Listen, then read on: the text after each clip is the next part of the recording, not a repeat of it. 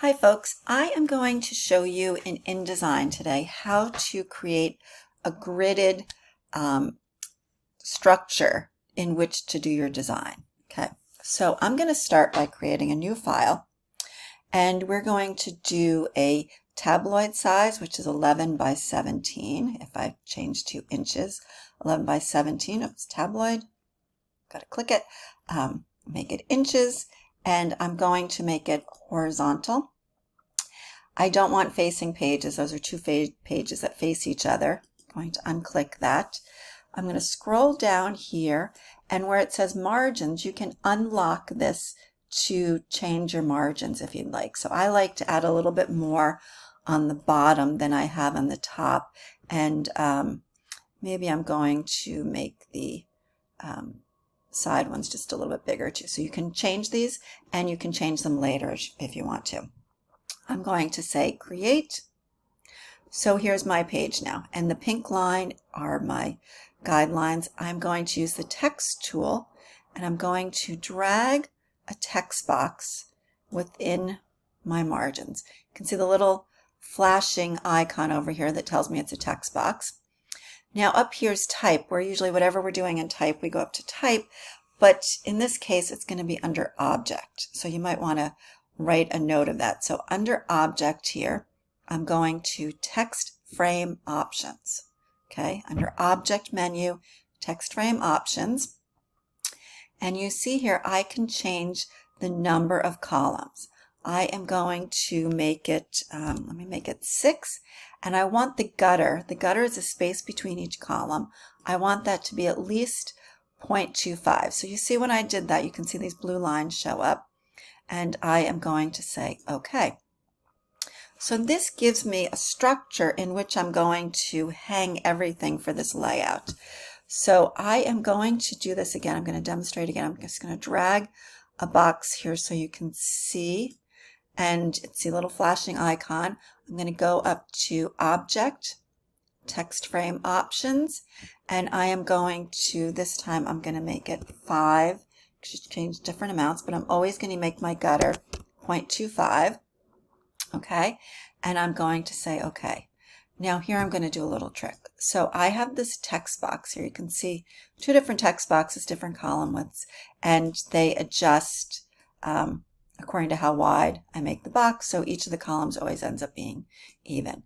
I'm going to hover over the corner here. See the way this handle changes? I'm going to hover. I'm going to hover, I'm going to hold down the shift key, and I'm going to rotate it. And see the way it's constrained? It doesn't just swing around. By holding down the shift key, I am locking it, so I'm going to get it perfectly horizontal. And then I'm going to drag it this way and drag it out to all of those pink lines. So what I have here are horizontal grid lines and vertical grid lines. And this is going to be your structure. So we're not going to put text in here. It's just a little trick that I like to use to give myself grid lines. Now I've got my black cursor over here. I'm going to drag over these two boxes. You don't have to grab the whole thing. You just have to capture two of them. And I'm going to go up to Object, and I'm going to Lock. So now these boxes are here, and it's creating this grid structure. So I can go and get a text here and create a new text over top. And so you notice I'm putting the text in this one column here. Okay. You can also drag a text box to fill two columns. But the thing is that I really want to make sure you do is you don't just randomly make different text boxes. Basically what I like to do is my little bits of text that's, you know, the bulk of the words for a document, I like to keep in one column. And then sometimes for an intro paragraph, titles, things that are a little bit more important, I'll make those more columns. Okay? I'm going to grab some text. I'm going to put you on pause. Okay, so now you see I've opened up, I have two tabs here, the untitled document that I started, and then this is the text that you're using for this. For whatever project I'm showing you, I'll be providing text. So I'm going to grab my intro text. So I've labeled it. I grabbed it with the cursor, and then I'm going to do Command C on the Mac, which you can also go up to Command C is under the Edit menu. I'm going to copy that. I'm going to click on this other tab, and I created this 2-column width here, so I can just click in there and drop that text. I'm going to click back to this document. I'm going to grab the title. I'm going to copy that. Go back to this one. I am going to click and drag my title. And the reason why I didn't keep it within those grid lines is because this title is special. I'm going to make it bigger, so I'm going to make it, maybe it's going to be 36. Maybe I want it to be a little bit more. Maybe I make it 48. And then this I might move somewhere else as I'm doing my design. Okay. Now I'm going to go back here and I'm going to grab the smaller body text. Let's call this the bulk of your text. So I'm going to grab this so you can see there's other types of text in here. There's a major heading, a minor heading, but this is the text that I want. I'm going to copy, click, and this is going in this smaller text box here. I'm going to go back to the assignment again. I'm going to get the Office Nook, which goes with that paragraph, copy, paste, and I could put it in a separate box, but I often like to not have too many boxes. I'm going to put it right in the cursor in the front there, and I'm going to hit return, so it's within that box. Okay, so when I grab the next one, this time I'm just going to grab both that heading and the box, copy, paste. So I'm going to drag, drop this column in here and paste, but then see, this time I'm going to go and get rid of my little directions there for you. So 2 ways to do the same thing. I've got the title and then the text, so they stay together. Now I've got this subheading, where to fit the home office. Okay, so this is for page 1. There's other text. And so now I am going to drag this into 2 columns and put it here. Okay, so these are the pieces of text that I'm starting with. And right now I've picked Arial was the font that came out. It's a very nice clean font. If you like clean modern design that's more minimal, this is a very nice choice. Say you like design that's more classic, then you'd pick a different classic face, and I will show you some good ones in here. So Garamond is one of them. So here, Garamond. I'm going to get Garamond Pro. So you see this is called a serif typeface where there's the little feet. This does not have the little feet. It's called a sans serif. And you might want to mix. So I could use all serif typeface to keep it looking more classic.